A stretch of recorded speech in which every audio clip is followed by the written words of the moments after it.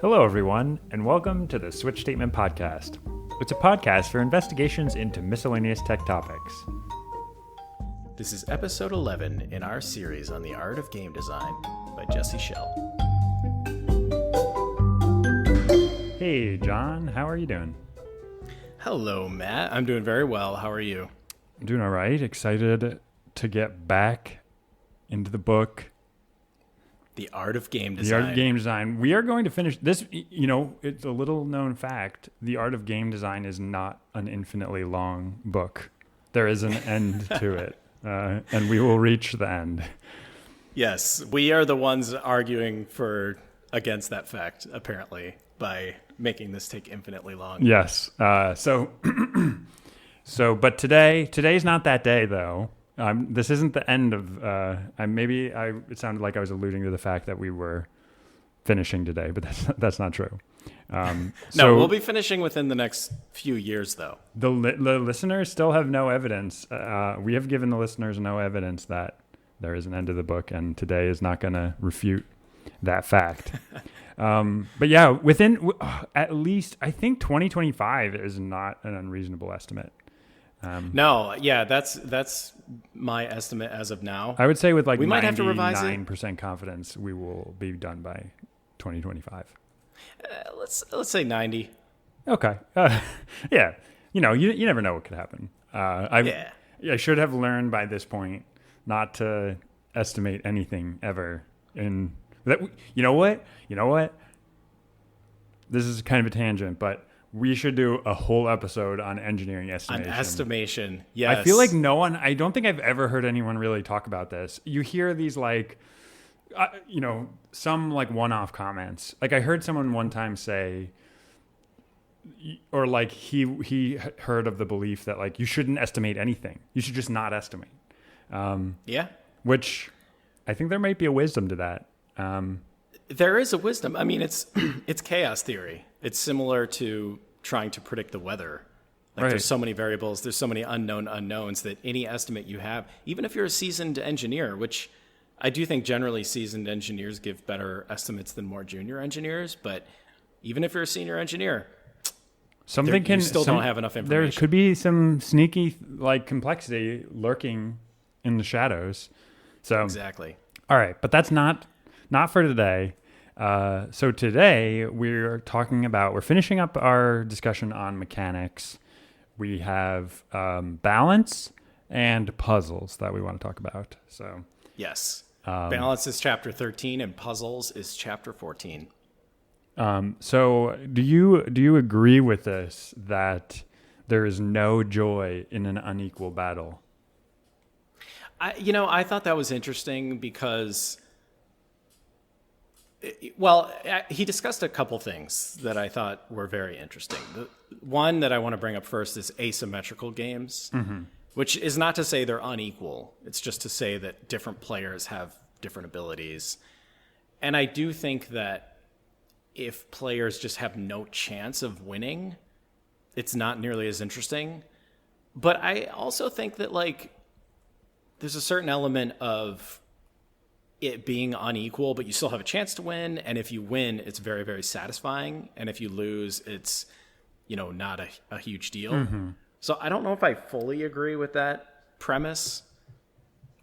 Well, this is actually an interesting point that he talks about. There's a video game, and I need to figure out, do you remember which one it is? There's a game, I think it's I remember Alien versus Predator, or... Yes, Alien versus Predator, famous game where you can play as a predator, alien, or human, and generally the predator is far and away uber powerful. Well, right, and so his point is yes, there is a statistically significant higher probability of success playing the predator, but there's sort of the challenge, and the success of yes, and that kind of flies in the face of there's no joy in an unequal battle because and I don't know if it's a societal balancing because if you do win as the alien, there's even, it's even more impressive than winning if you win as a predator, it's that was what everyone expected to happen anyway. Anyone could do that. But It's like, yeah, I won as the alien. That really. Or a human, even. Oh, yeah, I don't. The human was the real garbage. Is that player. is that how it worked? Yeah, no, humans were rough. Aliens were super fun because they could like run on the walls and stuff. But predators were just, I mean, OP. like obscenely powerful. Yeah, which I thought was great. I actually thought that mechanic was amazing. I wish more games did that. And maybe like, I hope I'm not like misinterpreting his point because he did bring that game up. But yeah, I do think that unequal battles can be really fun. As long as all the players kind of understand the inequality of it and, you know, are kind of operating within it. That is a very interesting point because I guess it's when it's not fun is when when it's out of balance with your expectation because you're like, oh, I went into this thinking we were going to be on a level playing field. And actually that probably works in both directions where it's like, if you think it's going to be a level playing field and you accidentally have like a major advantage, it'll just go into the realm of boredom. You know, this is kind of what he talks about, right? The anxiety, boredom kind of spectrum here. You know, and we've talked about this before in the earlier game about how to like balance difficulty. And like that's still true when you have these multiplayer games. And so, yeah, you want to avoid, or you just want to keep everyone in the like flow state, the flow channel, apparently. Yes, which I think can be done as long as, you know, like you're saying, as long as it's very clear what the situation is for each player. And, you know, like Alien vs. Predator, I think you can have some player that's more godly. The other cool thing about that whole asymmetrical gameplay is something we used to do a lot was a couple people would play as humans and like one person would play as a predator. And you could kind of create these interesting scenarios where you're like three humans trying to work together to take out a predator. That was cool. One thing I wanted to bring up was this game, Bog Chal, that he talks about. And I can't remember which country it was from. Nepal, I believe. Do you remember? Did you say Bollywood? Oh, Nepal, I think. Okay. It is not only is it from Nepal, it is the official board game of Nepal. Nice. But the board game looks awesome. It's like tigers and goats or something like that. And it's an example of an asymmetrical game where one player plays as the tigers, one player plays as the goats. Right. And I don't know much more about it, but it looked amazing from the pictures. It did look very cool. Yeah. So the way that it works is I think this tigers start on the board, and I forget exactly if you as the tiger person gets to like choose where they start, but then or there might be like a set location that you start with, and then as the as the sheep, you like place sheep in the thing, and then the tigers can move, and basically there's rules about like the circumstances under which a tiger can eat a sheep, and then as the sheep you need to not I think you can never get any sheep eaten, and then if the tiger, or it might it might be some number of sheep, but yeah, they have an app. It was kind of interesting. I think I came up with kind of a trivial solution to playing the sheep, where like, but interesting. I would assume not. It's like a solved I don't game. think so. I like that's probably like haughty of me to be like, oh nope, I solved Deep it mind in one go. I played it twice, and then I figured out a perfect solution to play the sheep. But they may just have a really bad AI and the crummy Android app that I played. You're offending the entire nation of Nepal. Apologies to our Nepalese listeners. I know there's a lot of you out there. But anyway. A good example of another asymmetric game. And actually, you know, if we're talking about Godland is an asymmetric game. Like, and what's even funnier is like the goals are like they're orthogonal to one another, right? Like the goals of the human, like in the game of Bog Chal, right? The goals are like you're in direct adversarial relationship between the two players. But in the gods and the players, you know, a successful, I mean, obviously in the grand scheme of things, like a success for the player is necessarily a failure for the gods, which actually, now that I'm thinking about it, it's interesting because that would mean that the players playing the gods would try to kill the player, or like stop the player from succeeding. Right. So anyway, I don't want to get off track with my point, but like it is asymmetrical as well, right? Because like there's these different powers that they have and goals. So I think that's interesting. One section I really liked in this chapter was he discusses this guy, David Perry, who had this framework for game playing, and it consisted of these three things: exercising a skill, taking a chance, and working a strategy, which I thought was really interesting. I've thought a little bit about the whole exercising a skill and taking a chance. He's discussed these things in other chapters. But I also like this idea of, as you're playing a game, you're building this, long-term strategy. And yeah, I don't know. I like that framework for thinking about game playing. This is one thing I will say that I like it's cool to see is like, I think good games, they kind of reward you for establishing a strategy and sticking to it. It's like, okay, this person, Yes.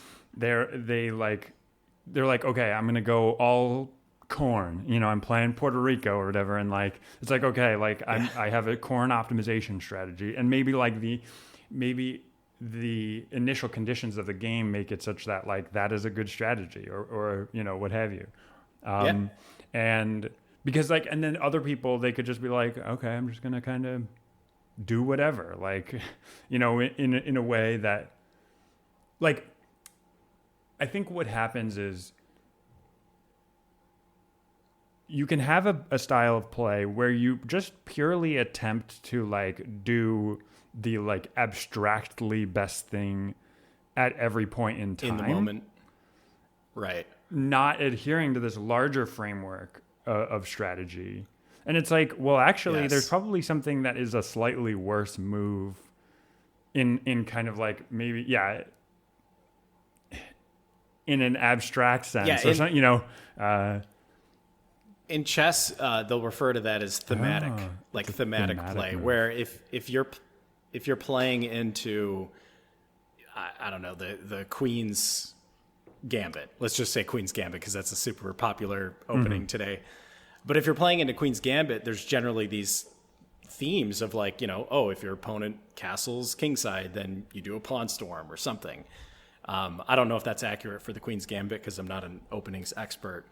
But yeah, so if you play in that way, if you follow these common lines that people are aware of, even if you're not making exact moves in an exact order, but if you're playing with this theme of like pawn storming on the king side, then you're playing thematic moves. And I've heard a lot of people, streamers and people talk about how, like in chess, something that's so important is the timing and the tempo of things and when things are happening in the game. And if you're not playing thematically enough, then you're sort of not building up this higher level strategy, and you're hurting your chances of winning the game. Yeah. Yeah, I was just going to say one other part that I liked is he talks about mechanics sort of cannibalizing each other. He uses the word antergy, which I think that was like the first time I'd ever heard that word, but basically the opposite of synergy, where you have two mechanics or more, two or more mechanics that are kind of actively making each other worse. Yeah. He uses the word antergy in the lens of cooperation. And what he's saying here is like, if your game has this thing where if two players work together, it's actually the sum is worth less than their parts, then players won't want to work together because it's actually like, it's not, everyone's worse off. So I guess like, so if your game, it's kind of like a zero-sum game where players are incentivized to just look after themselves, because if they're gaining points, then other players are losing points, basically. well, this is interesting because it's almost like, it sounds like he's talking about like a negative sum game where it's like if two people are, not working together, the sum is 4. But if people are working together, it's like the total sum is 3. Yeah. Which I don't even. I would need to think more about like an example of that happening, but yeah, I mean, I do think one thing he talks about in this chapter is about lens of triangularity, where triangularity essentially means like rewards should be in balance with their risks, right? Right. So it's basically like, in like a wonkish like mathematical sense, if your game is well balanced, like expected value for most moves should be like kind of equal or like close. Like your game is a little lopsided if there's always one move that has a very much higher expected value than like another move, because you're just like not gonna do that other move. Right. So his point is that like, sure, like you can have a move that has a very high value, but there should be an equivalently high or like a proportionally high risk of taking that approach. Yeah. This might have been the section where I wrote down auto scaling in video games, which is a common thing these days where, a game will basically make the enemies, like if you have reached a certain level, the game will scale the enemies so that they're still like moderately difficult no matter what level you're I don't at. like that. I hate it. Yeah, it's one of my least favorite things that modern games are doing, especially modern RPGs. But I think it's an example of something that was dissatisfying to some gamers in old RPGs, which is where you enter into some new area and you just get completely obliterated, and it's very unclear what you have to do in order to be like fighting enemies that are at your level. Mm-hmm. So you feel like there's this constant like, the risk is too high and the reward isn't big enough. Mm-hmm. It isn't commensurate to the risk. Yeah. Because you're in the wrong place. You need to just go somewhere else. But the way that modern video games solve for this is they just always make the risk and reward equal by auto scaling everything. Yeah.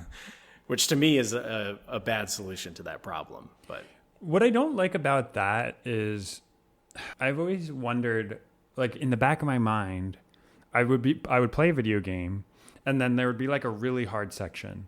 And then I would play through it again and then I would get past it. Right. And so It's like, okay, cool. But then like in the back of my mind, there's like a wonder, were they auto scaling the difficulty of that section down because I failed at it like 5 times, or did I just get better? Because I want to, like, I would like to know that I got through it by my own, my own skill, as opposed to just because like they're like, all right, this guy's probably getting frustrated. Let's make these monsters a little less, I don't know, have worse accuracy.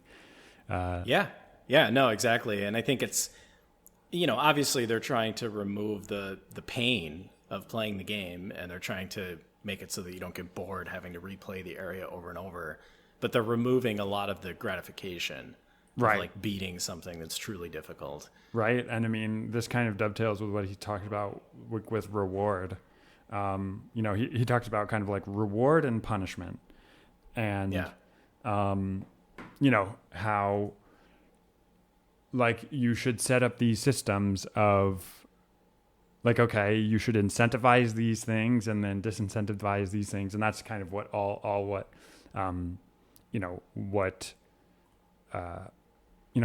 what the balance is about. Right. And it's like, so I guess if we're thinking about balance again, like the risk reward, like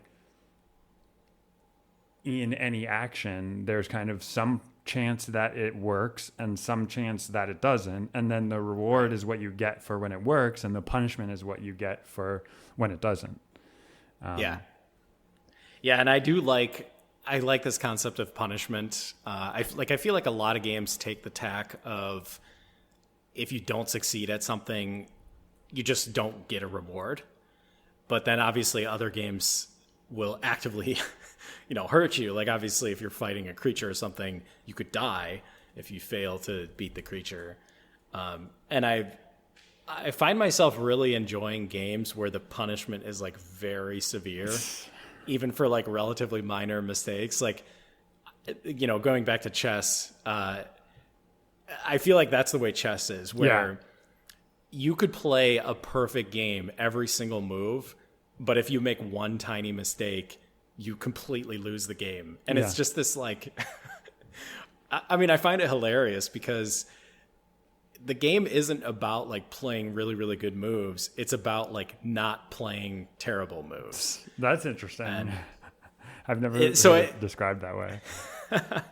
Well, I mean, obviously part of it's, playing good moves. Like if your opponent's playing really good moves, then you need to play really good moves.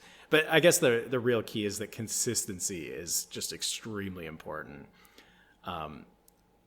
which I think is interesting. I don't know. I think some games avoid punishing players too much because that's dissatisfying. Yeah. Like it feels bad to get punished for mistakes. In fact, chess feels really bad. If you play a bad move and like blunder a piece or something, it feels terrible. So I think most games just take the tack of, basically having a neutral outcome for failing, but a reward for success. This is very interesting because in the game of chess, like since the setup is so equal and there's no probability, all of the balance comes from who you're playing against.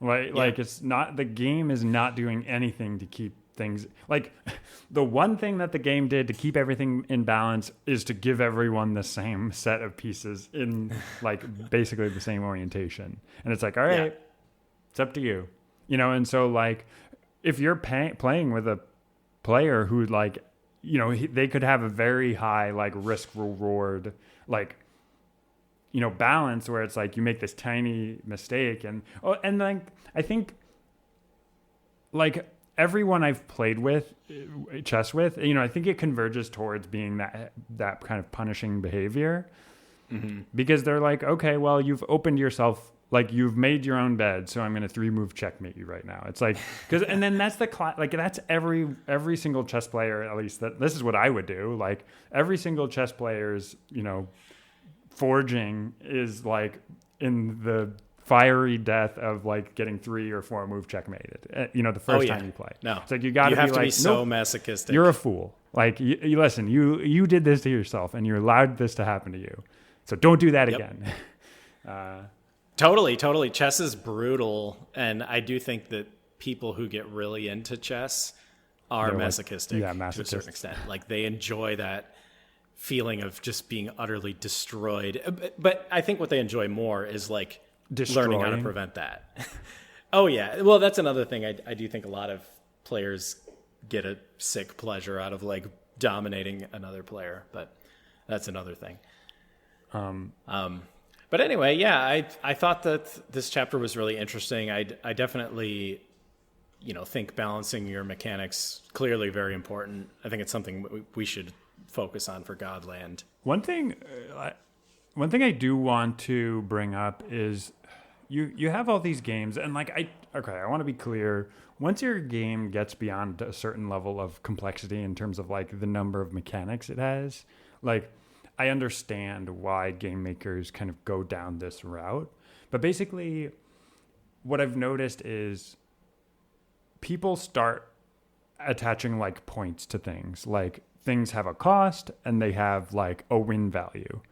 And then like it just kind of becomes obvious that like this makes the game or like the task of balancing easier because you can kind of play through it a couple of times. You can kind of like a nudge. You can be like, all right, this should cost a little more. This should be worth a little less. Yeah. This should, and that's not to trivialize that task because there's still a lot of trial and error that would take. But it means that it's much easier to kind of like nudge things in a direction. Whereas I feel like in Godland, I want to avoid things like I kind of like where we're at, where it's not like there's no costs or points or what have you. There's maybe like a number of, reagents to build a castle. But like, I kind of like that right now we're in the process of being like, oh, like, should you have the super spell, and like how many moves should, or like, maybe this is not making sense. Do you kind of understand what I'm saying? Where it's like I think so. I Yeah, like when like, balancing is like these maybe less like purely numeric Yeah. considerations. I think I get what you're saying. It's like you're differentiating between a mechanic that has, because I think some mechanics have like almost like a configuration attached to them, where it's like, say you have a shooting mechanic in a video game. It's like you have the speed of the bullet, you have the damage of the bullet, you have like the size of the bullet. I don't know, and the gameplay changes drastically as you change that configuration. And I think what you're saying maybe is that the mechanics in our game have very little configuration. Like they're kind of like things you can do, or not. And the way that we're balancing the game is by, first of all, minimizing the number of different mechanics, but also just minimizing that configuration. Like we don't have these kind of tweaky mechanics where we have to like change these, decimal values in order to like get a game that's actually fun to play. I think that's mostly right, but if I'm thinking about it another way, it's like, yeah, let's say you have this gun, you have a bunch of different guns, and like instead of thinking hard about like what the effect a gun should have is, like, and maybe you need to like there are some circumstances under which you can acquire that gun, and balancing that, it's more like, okay, every weapon, you can just buy a weapon. And like now I'm just gonna throw any power or like any ability against that weapon, and I don't need to configure the behavior of the weapon at all, because all I'll do is just either bump its cost up or down, or like, so basically you squish all of those parameters into one knob, which is like its price, instead of and basically. So I think I would disagree with what you were saying before about like having a lot of fiddly parameters, but like I think that's okay. But what I dislike is that when you just make all of the balancing into just this one pure price element of it. Do you see what I mean? Maybe. Oh, okay. So you're saying you like the ability to have all these parameters that you can change and in order to balance the game. Well, I think that's what we're seeing here, like, because we discussed introducing mana, and this felt a little bit like we were getting in that direction where we're like, okay, now we're just attaching like a price to everything, whereas I think there's more interesting discussions. We were like, okay, should this super spell have like a range, or should it like, and I think those are actually more interesting restrictions to me than mana. I think that's actually the perfect example of what I'm talking about, where it's like, okay, like this thing's too powerful, so we got to make it cost more. Whereas like, I actually think removing it was a more interesting decision in terms of like attempting to balance. Does that kind of answer it? I think so. Yeah. I'm probably just not making sense, but like, yeah. So like, let's say we're in a world where the gods have like 3 different spells. Yeah.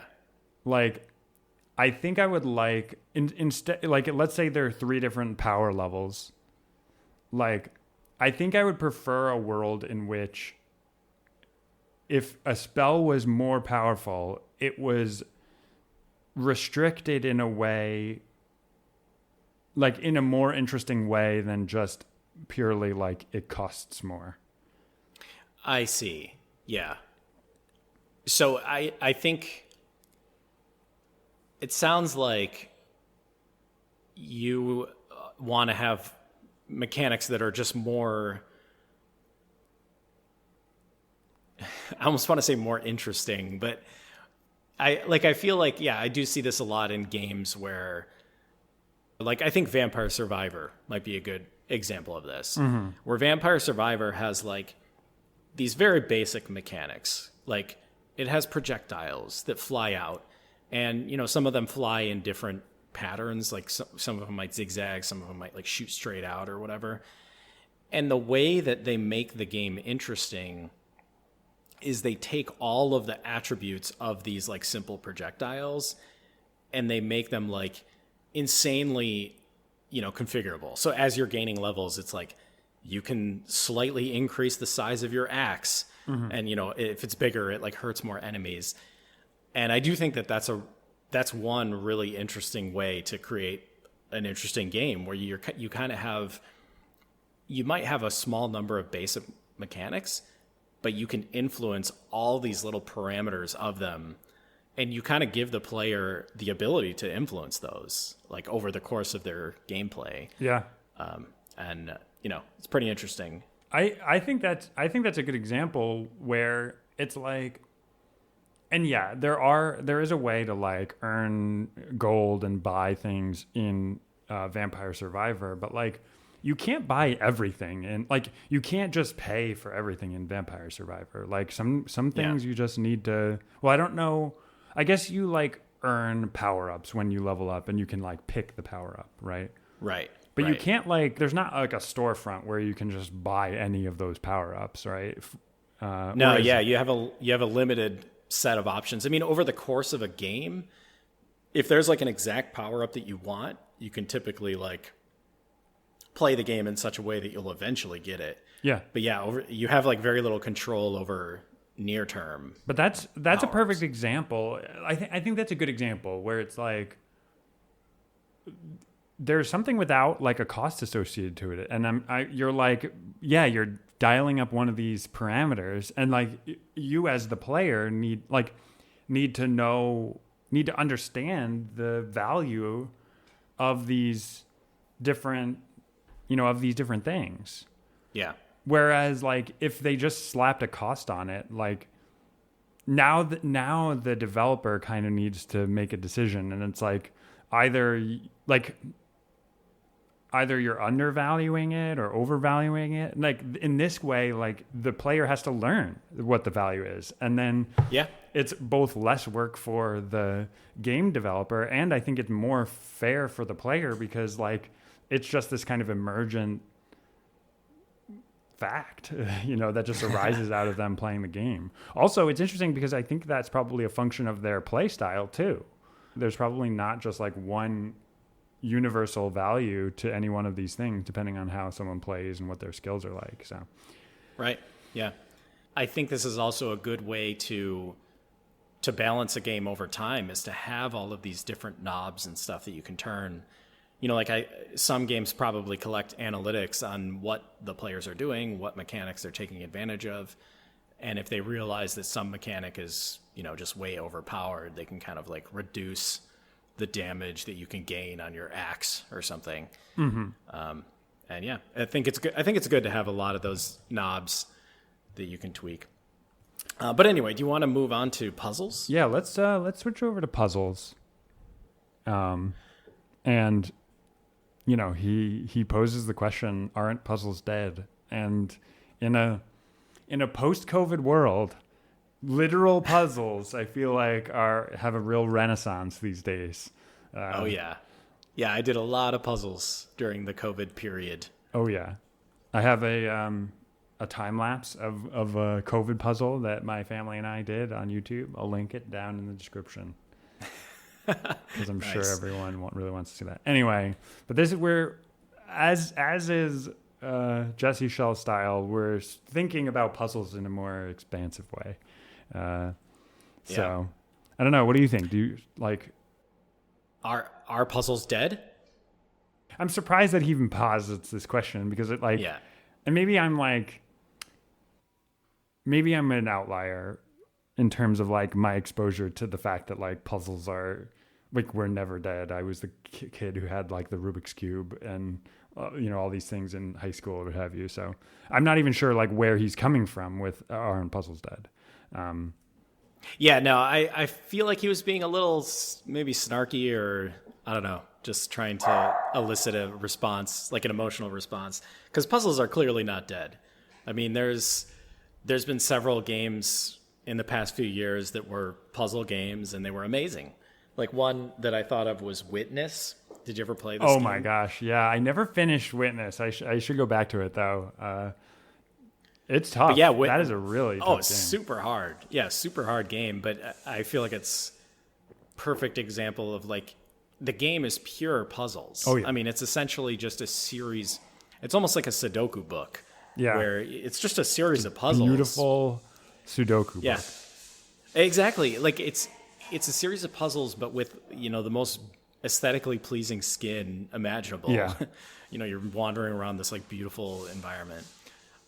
But it doesn't have very much gameplay beyond just the puzzles. So It really clear is example. like I don't want to talk too much about Witness, but like it really is just this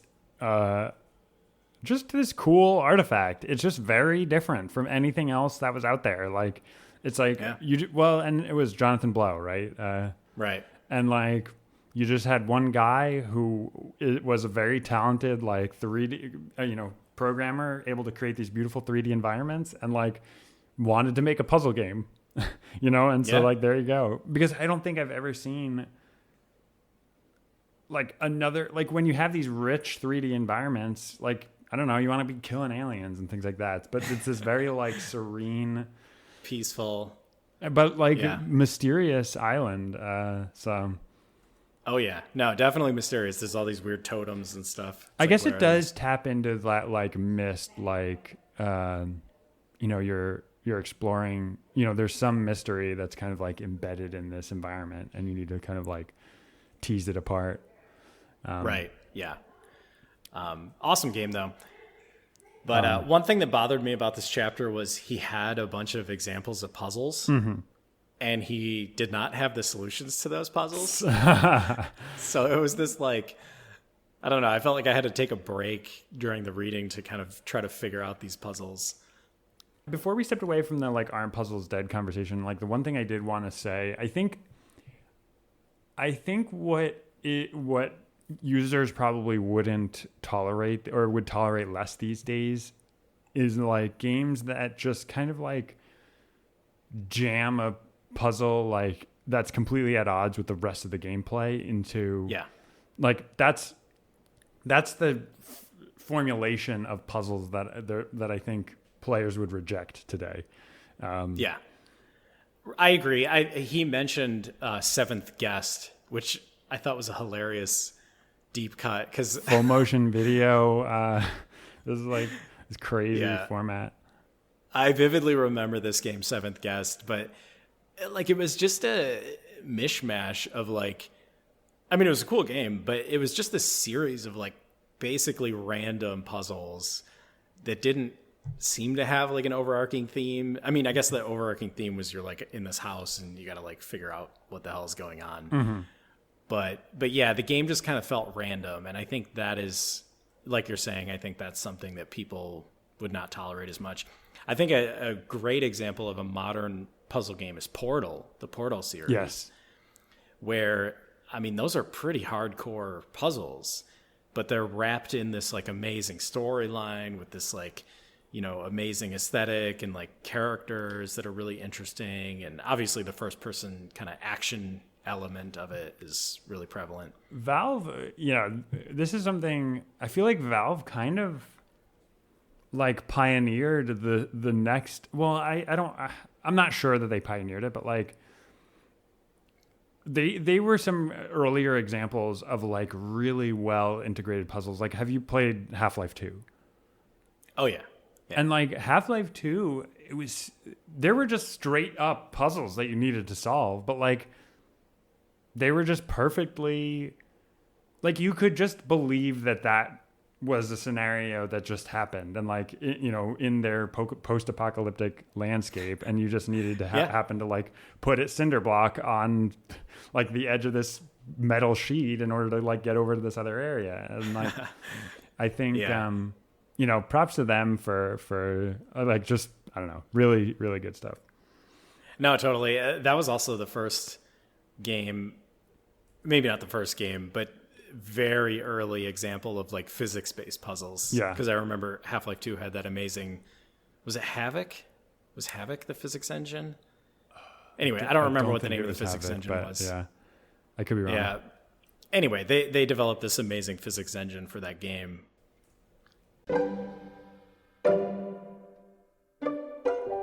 I think we can kind of run through a lot of these. Like a lot of this chapter is, I don't want to say it's like trite, but like I feel like it's, you know, once you read it, you're like, yeah, you know, that makes a lot of sense. There's nothing too surprising. It's kind of like if, you know, a good puzzle, and I think, you know, at once it is not too surprising, but it's also easy to forget, or like easy to miss that that's the case. Like he gives an example. There's a puzzle where there's like this cube, and it's like, what's my goal? Like, I don't know, as a user, like as a player of this puzzle, or as like I guess you would say player, as a puzzler, like, I guess the goal is to like take it apart and put it back together. But like, and maybe that's part of the fun to figure out like what the goal is. But like, I think he would posit that like, no, that should, like, figuring out the goal should not be part of the fun. Like it should be relatively obvious what it is. And doesn't he use those, like there's all those pieces of like iron that are together in some way and you have to like dislodge them. I do love those. Those are fun. I guess he doesn't think that those are good puzzles though. But yeah, and like I really, you know, another thing that really resonated with me is like, it should be easy for, like, the user should kind of know, or like the puzzler should kind of know how to get started. You know, it's like they should know like things to try at first and like see if, otherwise like they're just going to be really frustrated. Right. Yeah. No, I agree. Like I didn't write down very many notes for this chapter. I think because it was a lot of like, and I think there's a lot of material in this book it's really good, like reminders. And if you're using the book as a reference thing, it's good to kind of refer back to a lot of this stuff over and over again, especially like as you're actively designing something. But yeah, none of it seemed like, you know, these amazing new ideas or anything like that. No, I think, yeah, to your point, it's basically just like, hey, like maybe take a step back and try to view this through the lens of someone who knows nothing about your puzzle. And like, do they have a sense that they're getting closer to the result when they're playing? You know, because if not, like maybe I need to provide some like abstract visualization of that. But and I think that's the key of having good design is being conscious of all these things that, you know, maybe they're obvious if you're reading them as in a bullet pointed list. Yeah. But as a designer, you have to keep all those things in mind, and you have to constantly, you know, you have to know, like, is my puzzle obvious? Like, is the player going to be able to realize what they're supposed to do? And that, you know, there's a difference between reading those things in a chapter and actually being able to design something that, you know, has those things. Satisfies, those constraints. Right. I'd be curious, how do you think puzzles relate to Godland, if at all? Yeah, I guess I wasn't ever thinking of Godland as a puzzle game. I do think that there might be like interesting scenarios where maybe if you're playing as the god and you realize a human is about to like win the game, you might be able to like walk 3 blocks to the east and like cast a flood spell that prevents the human from being able to win. And that's kind of like a little isolated puzzle that you can solve on your turn. And, you know, I think that's definitely part of the fun. But I don't know if I would consider that like a quote puzzle. Just like playing the game. Yeah, exactly. That's a puzzle in the same way that, like, you know, chess puzzles are puzzles, where it's like, like if you were in this scenario, like it would be a little puzzle. But like in terms of intentional puzzle design, like we as the game creators, like can't really do much about that. Which actually, I'm super glad you said that, because this is my favorite thing about chess is like every single board position is like a little isolated puzzle. And I like absolutely love puzzles. I Yeah. love solving puzzles.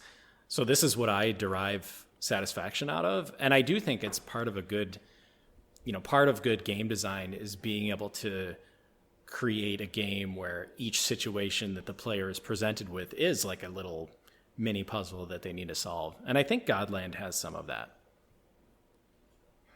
I think I'm actually pretty happy with how Godland is shaping up, where I think for each one of the players, I feel like we're arriving at like a good set of options that they have at any one point in time that they can choose and like strategize with. Because I feel like it's easy to go in either direction, where like there's not enough options to be like strategically interesting, or there's so many options that it's like overwhelming, where like I feel like in chess, like that's maybe chess's big problem, and like why maybe people don't like chess more, is because there's so many possibilities that you're like, oh my god, like I can't possibly think through, you just have this crazy branching factor. My coworker has a game called No Stress Chess, where each player has cards in their hand, and the card like tells you what piece you can move. And so on your turn, you have these very limited options. And I actually think, it reduces stress, because as you're pointing out, it's like that's one of the annoying things about chess. Mm-hmm. But yeah, I think the biggest takeaway is actually like, I think what we need to kind of look inside ourselves about Godland is if the goals are well motivated enough. Like, like and he talks about this in prior chapters, but it's like, I think actually the goals for the gods is very kind of clear, like crisply defined. I wonder about the players, like, they're like, why am I building this temple? Like, I wonder if maybe we can make things more clear. Like, maybe they are just trying to build like a civilization. Like, they're just trying to build like an outpost or something. Yeah.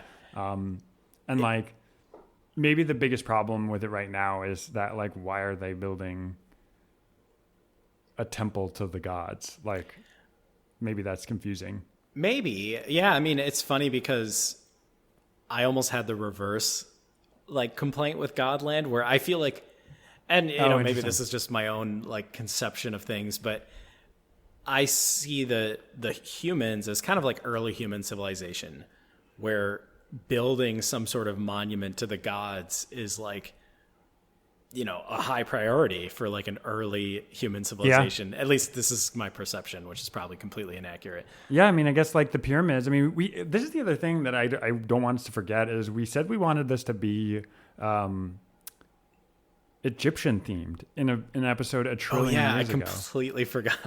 Which I think we should still like. I think that would still be a very cool like packaging of everything. The Egypt, you can't get much better than like ancient Egypt theme. And then you could be trying to build like different types of pyramids or something, or like one is a sphinx and one is like an obelisk, one is like a pyramid or something like that. But it's like, I see humans as being very motivated to like be narcissistic and create these like monuments that, ostensibly are monuments to the gods. They're actually like self-isolation. Like exactly. But so that to me is like a clear motivation. But gods, on the other hand, I've always thought of gods as like just these very apathetic entities, almost like this goal-oriented culture would just not exist in a world of gods, where I think they would primarily just kind of sit around like enjoying themselves, or I don't know what gods would do. I think humans have trouble even conceiving of like what a god would be interested in doing. Yeah. And gods are always depicted in pop culture works or whatever, and I always dislike the depictions, except for maybe I think Watchmen had a good that blue guy, Dr. Manhattan. I think he was a good kind of like god. He was just completely like amoral. Like he did not.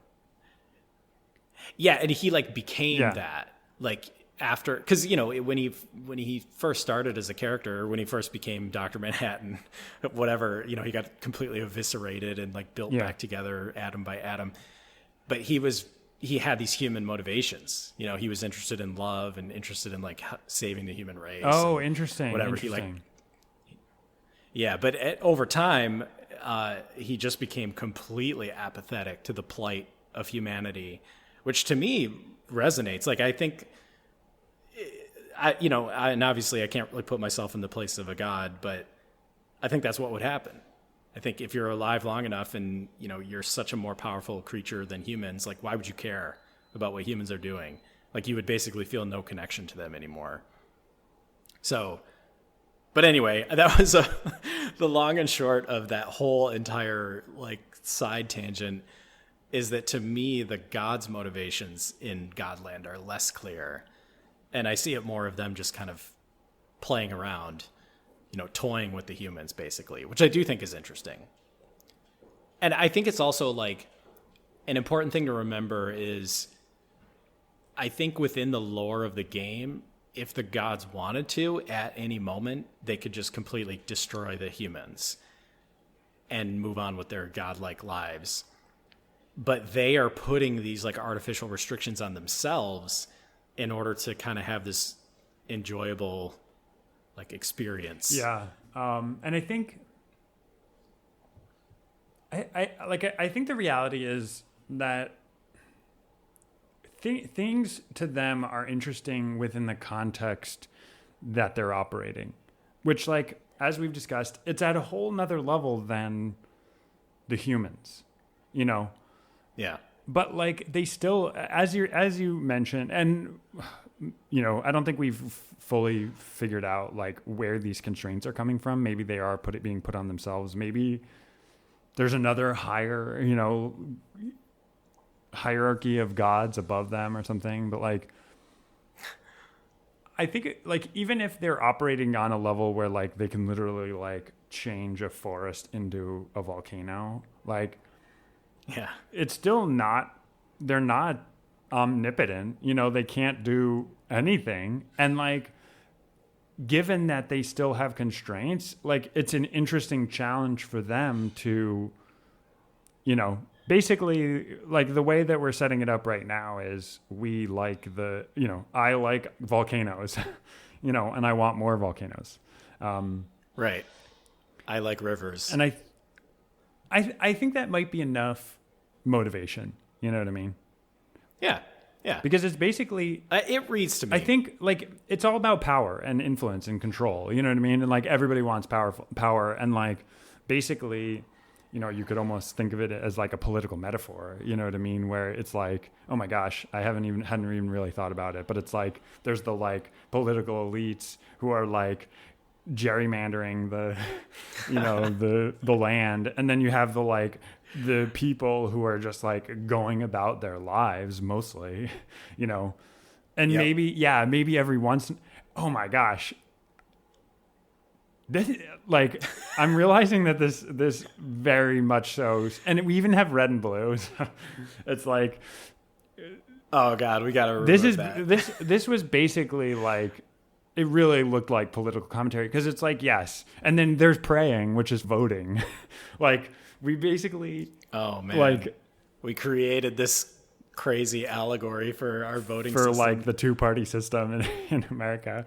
I don't know. Like, am I like just getting overly attached to this idea because like, it seems like it's working like, or do you feel like that's, it is weird how in retrospect, it almost seems like we planned all of that, but no, I never once thought about our political system while we were thinking about the game.